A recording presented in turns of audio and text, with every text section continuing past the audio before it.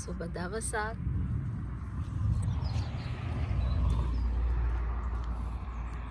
ඔන්න අපි අද දවසේම ඉන්න මෙතන බලාගෙන ආවේ. ඉතින් මේකේ හුඩ් එක කොම හුළඟට කැඩිලා ගිහිල්ලා අපි මෙතන තේ බොන්න හදාගෙන තියෙන්නේ. තේ බොන්න කෑම කන්න හට් එකක් හදලා තියෙනවා. මේක තමයි පොඩි ගේ පොඩ්ඩ. එතනම තියෙනවා හට් එකක්. හුළඟ සැරකමට ඔක්කොම වහලා කඩාගෙන ගිහිල්ලා. ඉතින් අපි අද ඒකට අලුතෙන් එකක් ගෙනාවා දාන්න කියලා. ඉතින් දැන් අර පරණ ඒවා අපි දැන් ගලවමින් ඉන්නවා. දැන් මේක ගලවලා මේකට මේ අලුත් එකක් දාලා හදා ගන්න කියලා. නැත්තම් මෙතන තෙමෙනවනේ. ඒ නිසා ඔන්න අපි වහලා ඔක්කොම ගැලෙව්වා. දැන් මේ ඔක්කොම ගලවලා තියෙන්නේ.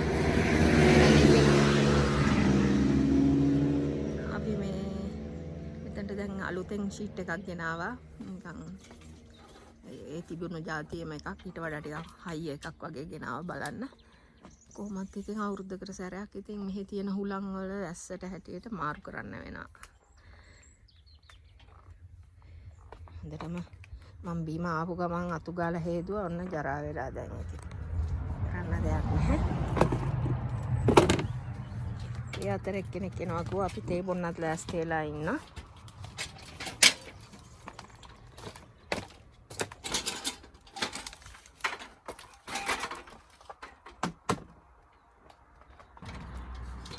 ඔන්න අපි බොහොම අමාරුවෙන් එක පැත්තක් දාගත්තා.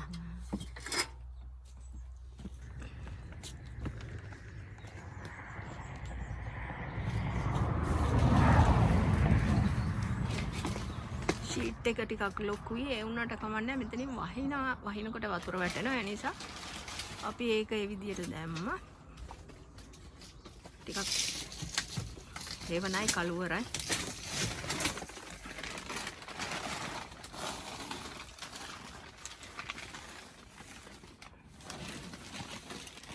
බොහොම අමාරුවෙන් මේක දාගත්තේ. තාම ඉවර නෑ.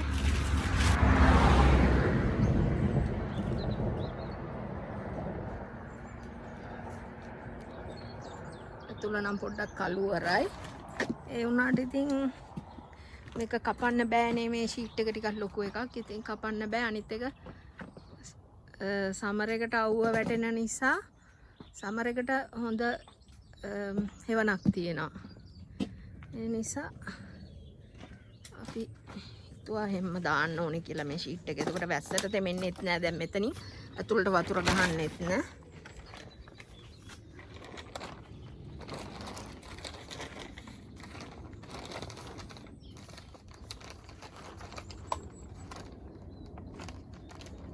දැනට මේ විදියට අපි කවර් කරගන්නවා. මොකද වහිනකොට වතුර වැටෙන නිසා.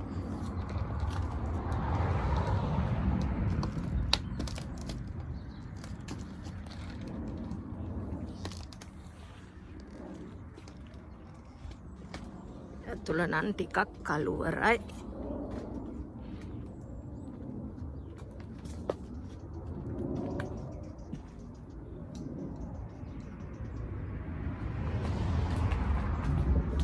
මේක ඇතුළත් කළුවර වුණා හුඟක් ගේ ඇතුළ. ඉතින් කරන්න දෙයක් නැහැ.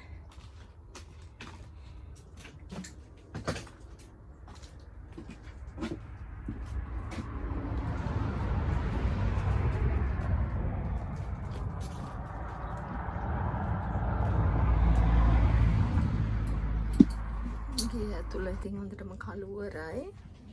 ඒ වුණාට අපිට සෝලාර් ලයිට් එකක් තියෙනවා. මේ සෝලාර් ලයිට් එක අපි එළියේ තියලා තියෙන්නේ. charge වුණාම ගෙට ගන්නවා. ඉතින් ඒ නිසා ඉතින් ගානක් නැහැ. වැඩ කරනවා.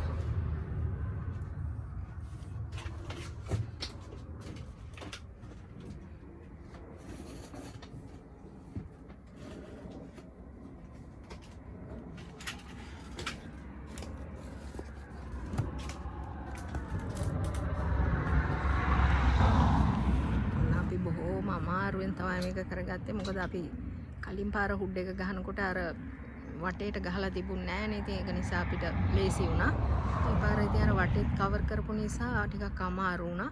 කොහොම හරි යන්තම් හදාගත්තා හුඩ් එක. දැන් ගොඩක් කලවර වුණාට ඉතින් හේවනයි සමර එකට වැඩිපුර ඉන්නේ අපි සමර එකටනේ මෙතන. වැස්සට කවර් වෙනවා. ඒ නිසා ඔන්න හදාගත්තා. පස්සේ මේක ඉතින් එන අවුරුද්ද කැඩුණොත් වෙන මොන හරි ක්‍රමයක් කරන්න බලාගෙන ඉන්නවා. මොකද හුළඟට කැඩෙනවා. ඒකයි වැඩේ.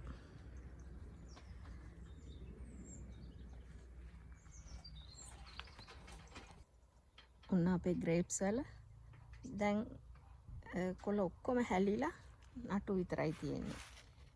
මැරෙන්නේ නැහැ මේ වැල හැම තියෙනවා. කොළ හැලෙනවා. මේ ඔක්කොම නටු තියෙන්නේ දැන්. මේ විදිහට කොළ ඔක්කොම හැලෙනවා වේලිලා. ඊපස්සේ ගහ මේ වැල රෙස්ට් කරනවා වින්ටර් එකට. ආයේ ඉතින් පෙබරවාරි තමයි දළු දාන්න පටන් ගන්නෙ.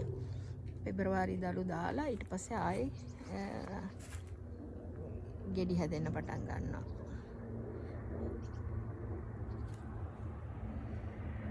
ඉතින් මේ වැලෙන් අපි ගත්තු ග්‍රේප්ස් වලින් ගොඩාක් යාළුවන්ට දුන්නා. මේ හරිය ළඟපාත අයටත් දුන්නා. ඒ වගේම මම ජෑම් හැදුවා, චට්නි හැදුවා. ඒ ජෑම් එකෙන් අද රසවත්ම කේක් එකක් හදනවා. ඔන්න ඒ කේක් එක හදන හැටිත් බලන්න ඉන්න කියලා ආරාධනා කරනවා. මම ඉඩමේ අපේ ඉඩමේ ග්‍රේප්ස් වලින් ජෑම් හැදුවා. මම බෝතල් 10ක් විතර හදලා දෙනවා. ඒකෙන් මම මේ කේක් එකක් හදන්න යන්නේ අද.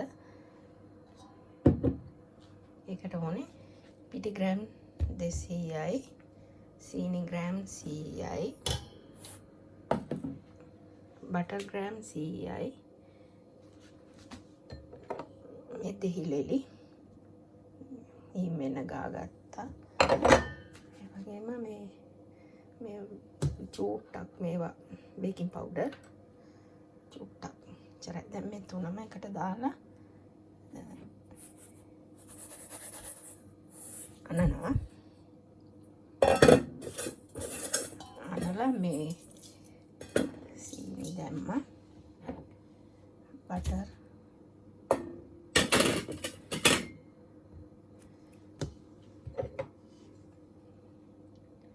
දෙහිලෙලි ටිකක් දානවා.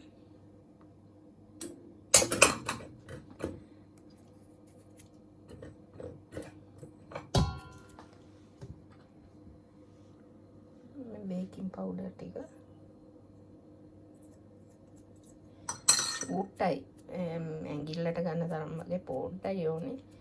ඊට පස්සේ මේ ඔක්කොම මෙහෙම අනනවා. අනලා ඉවර වෙලා මේ කාමර උෂ්ණත්වයේ තිබ්බ එච්චරම රස්නේ නැති සීතල එච්චර යවන්න බෑ. මේ අයිස් කාමර උෂ්ණත්වයේ උනාට සීතල ගතිය තියෙන්න ඕනේ මේ බටර් වල. නැත්තම් ඒක එන්නේ නැහැ හරියට. අපේ අතේ රස්නේටත් දිය වෙනවනේ. මේක මෙහෙම අනා ගන්නවා.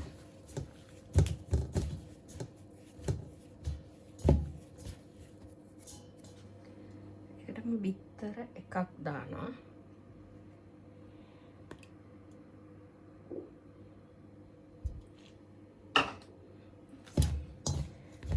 ඔක්කොම අනා ගන්නවා. මේ වගේ අතේ ඇලෙන්නේ නැති පිටි ගුලියක් හදා ගන්න ඕනේ. හැබැයි මේකට මේ තමන් ගන්න බිත්තරේ අනුව පොඩක් දියාරු චූට්ටක් වෙන්න පුළුවන්. එතකොට තව පිටි පොඩ්ඩක් දාන්න. එතකොට හරි. දැන් මම මේක අනලා ඉවරයි.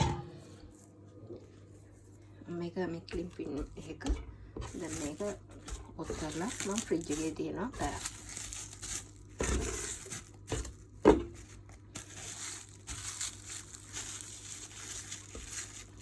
මේක ෆ්‍රිජ් එකෙන් ගත්තාම ඉක්මනට හදන්න ඕනේ. නැත්නම් මේ අර සීතල යන්න ඉස්සර වෙලා තේ රස්නෙත් වෙනවනේ. ඒකයි. මේක ෆ්‍රිජ් එකේ තියනවා. ඔන්න මේක ෆ්‍රිජ් එකේ පැයක් රෙස්ට් කරන්න තිබ්බා මම. ඊට පස්සේ දැන් මේක මෙහෙම තුනී කරනවා. පිටි දාලා තුනී කරනවා. තුනී කරලා අපි ට්‍රේ එකට දාගෙන බලමු. මම මේක මේ ලෑල්ල උඩ තුනී කරලා ඊට පස්සේ මෙන්න මේ විදියට මේ ට්‍රේ එකට බටර් ගාගත්තු මේ ට්‍රේ එකට එහෙම දානවා.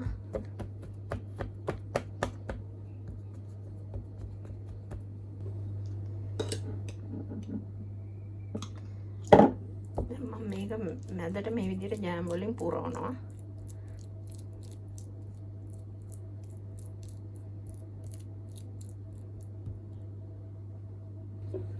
මේ විදියට ජෑම් පිරෙව්වා මම සාමාන්‍යයෙන් ජෑම් බෝතලයක් විතර යනවා මේකට.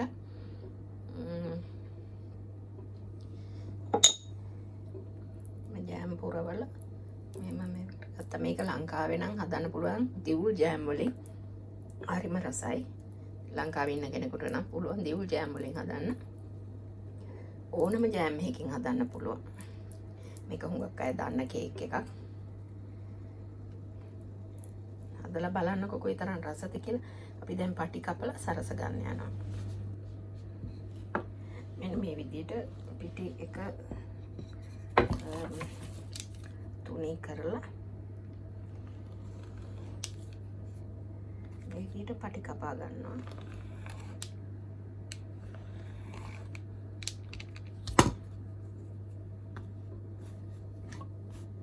ඊට පස්සේ ඒවා මෙහෙම දාලා සරස ගන්නවා.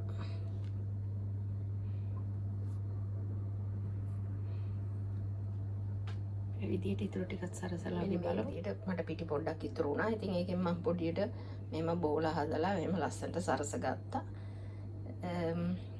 දැන් අපි උෂ්ණත්වය 180ට ආවරණය කරත් කරලා තියෙන්නේ. දැන් දාලා බේක් කර ගන්නවා විනාඩි 40ක් සමහර විට පැය භාගයකිනුත් හරියන්න පුළුවන්. අපි දැන් බේක් කරලා බලමු කොහොමද කියලා. ඔන්න මම අපේ ඉඩමේ මිදි ජෑම් දාලා මමම හදපු ජෑම් එක දාලා හදපු කේක් එක බේක් වෙලා දැන් තියෙන්නේ. දැන් ඉවිලක් තියෙන්නේ. හොඳ ගානට කැල්ලක් කපලා බලමු කොහොමද කියලා.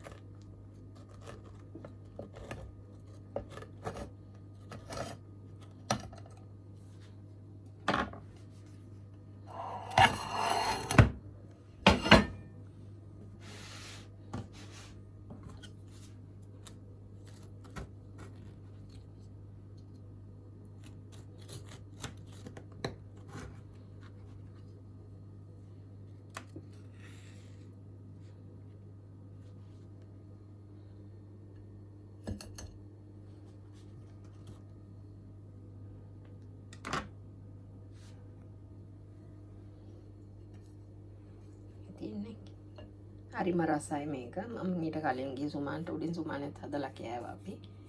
හරිම රසයි.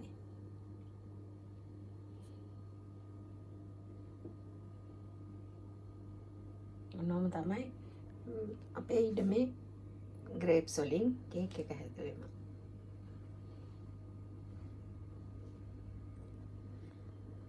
සැමට සුබ දවසක්.